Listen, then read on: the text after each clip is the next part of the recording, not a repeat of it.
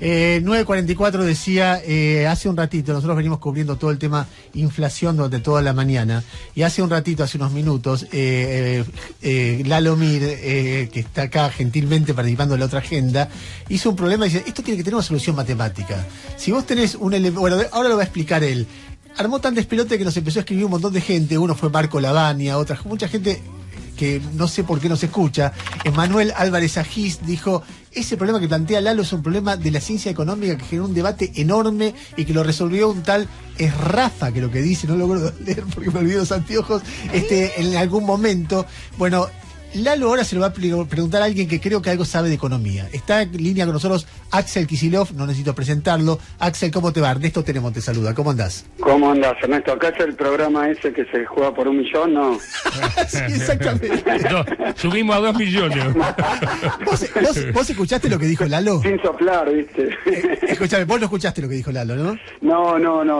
Espera, te lo planteé. Es muy sencillo. Te digo, Emanuel escribió inmediatamente. Ese quilombo está resumiendo con intuición un quilombo de las ciencias económicas de años. Escucha. Yo empecé con, antes de este gobierno, que teníamos inflación con tarifas congeladas y el dólar pisado, teníamos una inflación. Pero cuando llega este gobierno, quiere adecuar las tarifas y entonces todo se dispara. Entonces, planteé esto como no un problema económico y social, sino como un problema matemático, frío de papeles. A ver si un matemático me ayuda a hacer la fórmula y después buscar la solución. Tarifas y servicios y combustibles le puse grupo A. Entonces quiero acomodar eso porque lo tengo muy retrasado. Eso incide en el transporte, que es uno de los bienes que utiliza todo el mundo, el comercio, la industria y la gente, que le pongo a transporte B. Eso incide sobre los precios de consumo elemental, todo lo que consumimos todos los días, al que le pongo la letra C. Y como aumentan A, B y C, los sueldos quedan magros, entonces vienen las paritarias, a la cual le pongo D y logran, digamos, la adecuación de ese sueldo, atrasado, pero lo logran a B y C. Entonces, los sueldos inciden en A, B, C y D, por lo cual genero una especie de círculo vicioso, donde cada una de las letras A, B, C y D tienen un comportamiento donde se aumentan a sí mismas y esto incide en las demás. Acá hay un elemento, esto genera inflación, y la inflación, por algún motivo, tiene otra especie de conexión con el dólar en la psicosis argentina. A esto le pongo X. Yo no sé armar el problema, Axel, pero muchos tipos se coparon con esto. Y hay un elemento que no está, que es la letra Z, que es la productividad. Porque es algo de lo cual acá no se habla, y no es lo mismo si yo produzco 100 o produzco 1000 con un determinado costo. Cambia absolutamente todo. ¿Cómo convertir el círculo vicioso en un círculo virtuoso, donde esto suceda al revés? Desde la matemática, por ahí, si podemos plantear el problema matemáticamente bien planteado y encontrarle posibles soluciones, después podamos traducir o transferir desde el frío papel esas soluciones al problema económico y social. ¿Se entiende? ¿Y? Para romper el círculo vicioso. Si la tuviera se hubiese aplicado y estaríamos todos felices. Bueno, ¿qué es eso? Algunos comentarios porque ahí aparecen, lo primero que me parece que dentro de las grandes discusiones económicas que algunos colegas economistas te mencionaban, una de las más complicadas es qué causa la inflación, ¿no? Y vos, ahora vuelvo a tu problema. Déjame que hago muy breve otra reflexión. Cuando yo era ministro, que había una inflación que, digamos, en el peor mes, que creo que fue después de la devaluación en 2014, la inflación Congreso, digamos, esas especulaciones inflacionarias dijeron que fue 3,7, o sea, mucho más baja que la de septiembre pasado, que fue 6,5, después fue 5, y pico, ahora 4,7, una inflación mucho más baja. Pero ahí yo tenía en la oposición a los que hoy son gobierno, que en ese momento eran expertos en todos estos temas y resolvían todos los problemas en 5 segundos. Y decían que la inflación tenía básicamente una causa, que era la emisión monetaria, que era una variable que vos no pusiste en tu lista. Es cierto, me lo olvidé. No, pero es que no es que te lo olvidaste, es que es difícil conectar lo que vos explicabas, que es perfectamente comprensible, que es que si te suben los costos, ya sea salariales, tarifarios, Y vos decías el dólar, que tiene una conexión extraña. No es tan extraño, porque buena parte de los insumos que se usan para fabricar cualquier cosa están en dólares. Sí, influye sobre tarifas de servicios y todo eso, y ya empieza otra vez todo. Porque de repente en Argentina hay insumos básicos como el acero, que tiene algún vínculo porque se importa acá el mineral de hierro, y se importa acá el coque, y se importa para el aluminio la bauxita, o sea que hay muchas cosas que tienen un elemento importado. Entonces cuando, por ejemplo, los autos nacionales tienen como 70% importado. Sí, 55% impuesto. Sí, pero 70% importado, digo por el dólar. Entonces cuando hay devaluación te inciden algunas de esas variables que vos ponías del costo. Sí. Porque entonces directamente algo que necesitas para construir o fabricar algo o producir algo que consume la gente está en dólares en realidad. Entonces la devaluación... Por eso me gustaba abstraerlo y llevarlo al plano frío de un papel en la matemática para entender la fórmula del círculo vicioso y cómo romperlo. Te estoy no complejizando, simplificando, me parece, porque vos no sabías dónde meter el dólar. Y yo te digo, hay otro problema, que cuando yo era ministro decían que era la madre de todo proceso inflacionario, que era que vos emitís un 20% más, o sea, generás crédito, liquidez por un 20% y una tasa de interés baja, y vas a tener una inflación alta porque cuando emitís se va a los precios, que eso sí ya en tu modelo, en tu listita no sé cómo aparece. La conclusión que tengo de esto es que nos decían que si vos dejás de emitir o ponés la tasa de interés muy alta, que es obviamente lo mismo porque hay menos dinero, hay más costo del dinero, entonces bajaba la inflación en 2 minutos. Y no bajó. Tal vez era lo que creía Macri cuando dijo yo soluciono la inflación en 2 minutos. No, si es que creía en algo o es simplemente que era un guión de Durán Barba para ganar las elecciones, pero lo dijo yo soluciono en 2 minutos, es la medida de la eficiencia, échenme la culpa a mí, etcétera. Ahora, llegó este gobierno y tienen emisión cero, inflación de 55% y 200% de inflación, que yo quiero hacer un comentario también sobre ese 200% de inflación en IPC de la Ciudad de Buenos Aires desde que llegó Macri, porque no hay salario, el de ustedes, los que me están escuchando, ni jubilación que haya subido eso.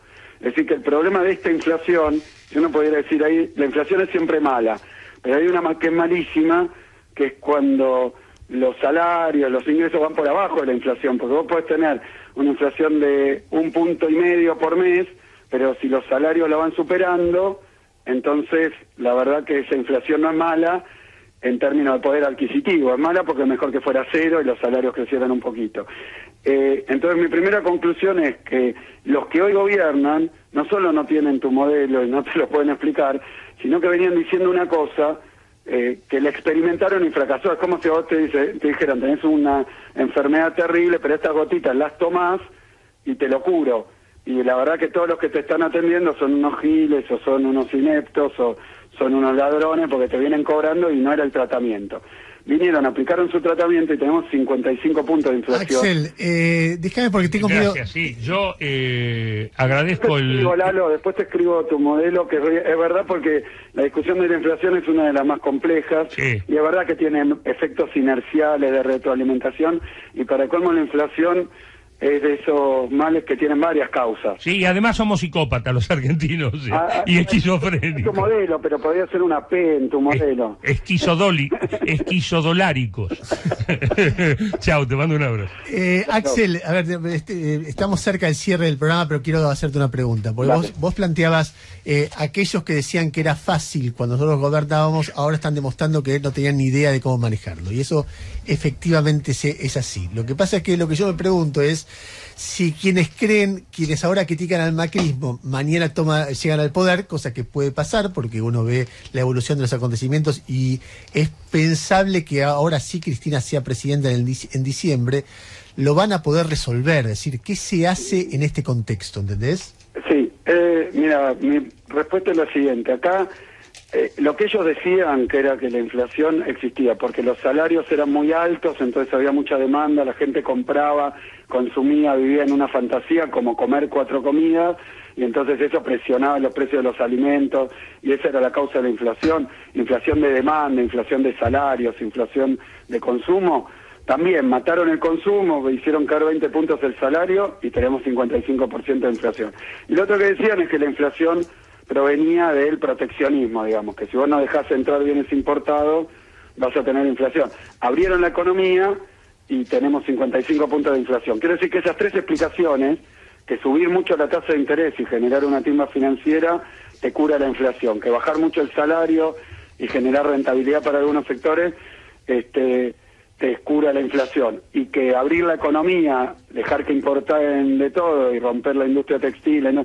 Eso cura la inflación. Bueno, esas tres causas eran falsas para eso, porque no bajaron la inflación, hicieron las tres cosas a la vez y de una manera animal, y sin embargo tenemos mucha más inflación. O sea que por ahí no va.